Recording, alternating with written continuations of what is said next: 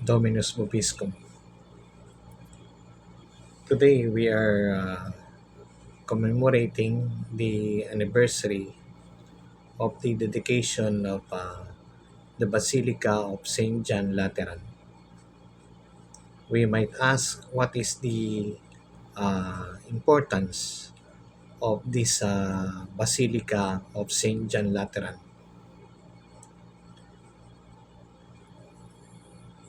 Let us remember that from the very start, after the ascension of our Lord Jesus Christ, the Christians were actually persecuted.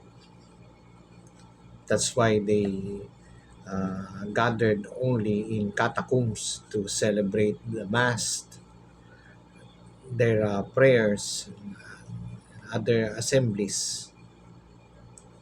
Because when you were a Christian that time, you will be arrested, you will be scrutinized, you'll be imprisoned, you'll be uh, placed in the dens of lions, you'll be crucified, you will be beheaded like St. James. In short, Christianity that time was considered illegal.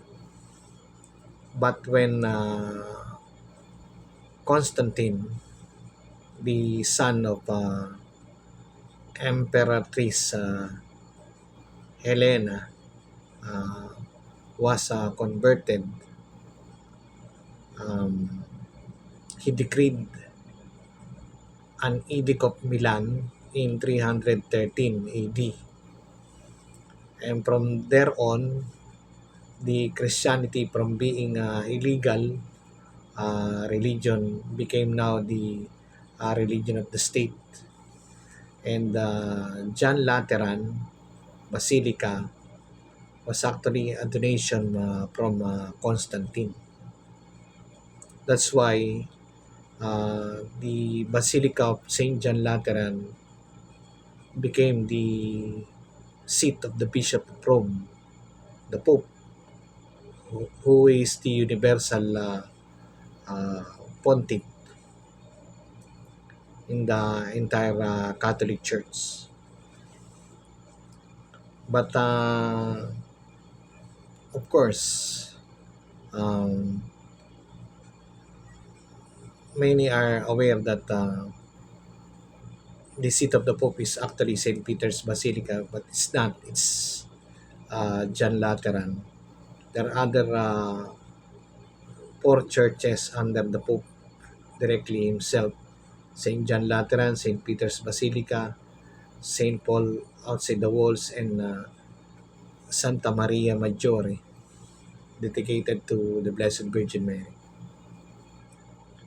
But of course, we have to be aware that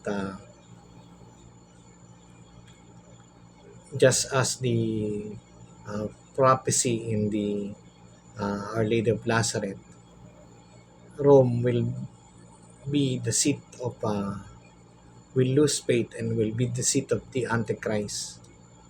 Uh, the Catholic religion, is the true church, but when we say Catholic, it's no longer the Conciliar Church or the Novus Ordo. Why? Because uh, they actually embrace uh, so-called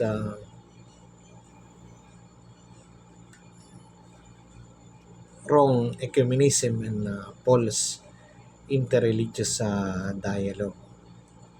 For example, now in the Vatican, they have this um, mosque, Mohammedan or Islamic mosque inside the Vatican Library, wherein the uh, Islamic people can pray their ritual in the Vatican Library.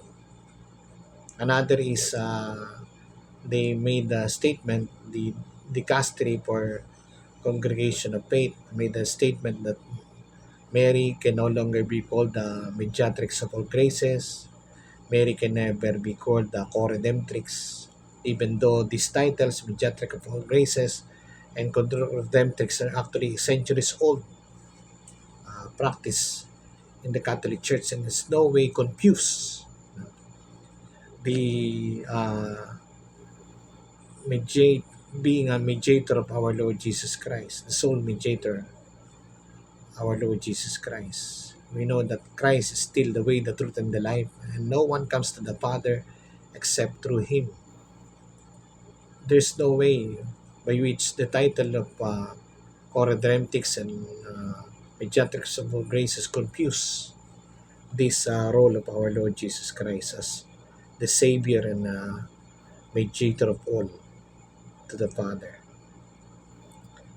That's why the Catholic Church is the true religion, but it's not the conciliar church now in the Vatican, because they're uh, longing to please the Protestants, they're longing to please the heretics, they're longing to please uh, the Mohammedans. Why? Because they are preparing for the so-called one world religion. They are preparing for the so-called one world religion that will turn into one world government. The reason why I accept this position as Pope in the Vatican in exile, because I do not want to have one world religion. Because I do not want that our Lord Jesus Christ as the Savior of the world to be one among the spiritual masters. Chances are they're now putting our Lord Jesus Christ as only one among the spiritual masters. And that's not true. Christ is the way, the truth, and the life. No one comes to the Father except through Him. And He alone is the mediator of the world. That's why not all religions are true religion. There is only one religion that is pleasing to the Lord, and that is the religion Catholic. If you're not Catholic, then you cannot be saved. Outside the church, there is no salvation. Outside the Catholic Church, there is no salvation. Extra ecclesiam Catholicam nulla salus. That's why we cannot go into so-called interreligious dialogue and false ecumenism that will later on uh, lead to the so-called one world religion. Amen.